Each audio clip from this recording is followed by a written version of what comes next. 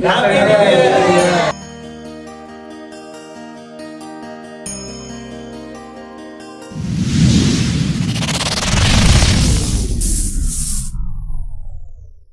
Friends, நீங்கள் பார்த்துட்டு இருக்கிறது விக்னேஷ் தமிழா. நான் உங்கள் விக்னேஷ்.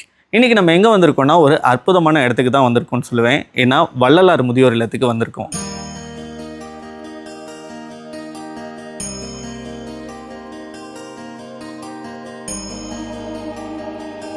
ஸோ வள்ளலாரை பற்றி உங்களுக்கு எல்லாருக்குமே தெரிஞ்சிருந்திருக்கும். வாடிய பயிரை கண்ட போதெல்லாம் வாடினேன் அப்படின்னு சொன்னார். ஸோ வாடிய பயிரினா ஒரு பயிர் வாடுறதை கூட அவரால் ஏற்றுக்க முடியல, தண்ணி இல்லாமல் இருக்கிறதே அவரால் தாங்க முடியல அப்படின்னு சொல்லிட்டு தான் ஒரு தர்மசாலை நிறுவினார். ஸோ கிட்டத்தட்ட இப்போ 2026 நியூ இயர்க்காக நம்ம பேசிக்கிட்டு இருக்கோம். ஸோ இதோட 158 ஆண்டுகளாக அணையாத அடுப்போட வடலூரில் வள்ளலாரோட தர்மசாலை அன்னதானம் வழங்கிக்கிட்டு இருக்கு. ஒவ்வொரு நாளுமே நாள் தவறாமல் கொடுத்துக்கிட்டு இருக்காங்க. ஸோ அப்படி ஒரு இடத்துக்கு தான் நம்ம இங்கே வந்திருக்கோம். அல்பரஞ்சோதி தனிப்பெரும் கருணை அல்பரஞ்சோதி செம்மாண்டம்பாளையம் புதூர் தென்கிணறு தோட்டத்தில் வள்ளலார் முதியோர் இல்லம் என்ற பெயர் 2014 பிப்ரவரியில் ஆரம்பிக்கப்பட்டு இதுகாலம் தொய்வில்லாமல் இந்த முதியோர் இல்லம் நடைபெற்று கொண்டிருக்கிறது. ஸோ அதோட லொக்கேஷன் நான் பின் பண்ணுறேன். நீங்கள் விசிட் பண்ணணுன்னாலும் தாராளமாக விசிட் பண்ணலாம். இங்கே ஒரு 25க்கும் மேற்பட்ட முதியோர்களுக்கு மறுவாழ்வு அளித்து உணவு கொடுத்து மருத்துவம் கொடுத்து நல்ல உடைகள் இருப்பிடம் கொடுத்து பாதுகாத்துட்டு வராங்க நம்ம குருசாமி ஐயா. அந்த சோறு போடுற போது ஒரு ஆனந்தம் இருக்குது பாருங்க.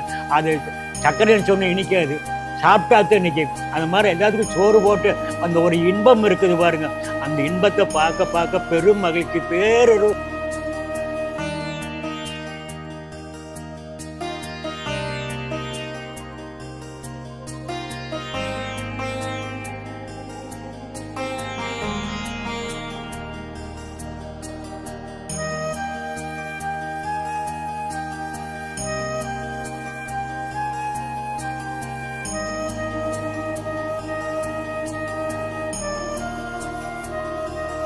அதுவும் இல்லாமல் இங்கே நான் வந்தப்போ நிறைய பேர் அன்னதானம் கொடுக்க முன் வந்திருந்தாங்க.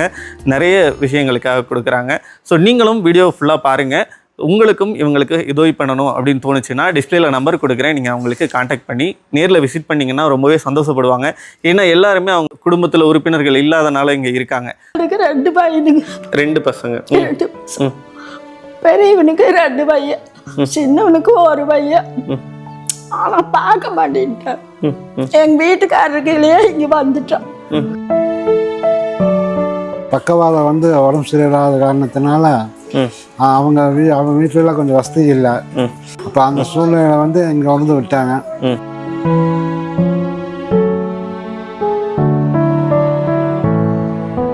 அங்கே தஞ்சாவூர்ல இருந்தேன். அந்த எங்க அண்ணன் பொண்ணு இது பார்க்க வந்தேன். அப்படியே இங்க வந்துட்டேன்.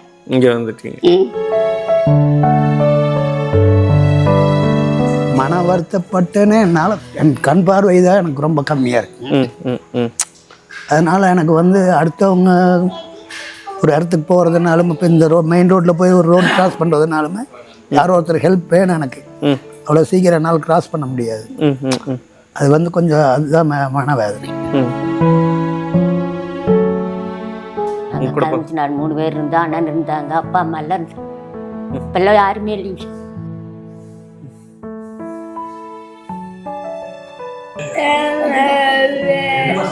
நல்லா இருக்கு. சாப்பிட்டீங்களா?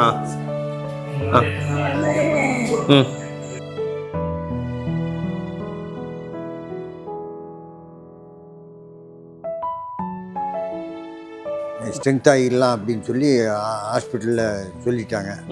அப்புறம் வாக்கர் வச்சு நடந்துட்டு இருந்தேன். எங்கேயாவது ஒரு பக்கம் இருக்கணும் என்னை மெயின்டைன் பண்ணிக்கிறதுக்குங்கிற மாதிரி சூழ்நிலை. அந்த சூழ்நிலைக்கு ஃப்ரெண்டுக்கிட்ட சொல்லும்போது அவர் இந்த அட்ரஸை பிடிச்சி சேர்த்தி விட்டார்.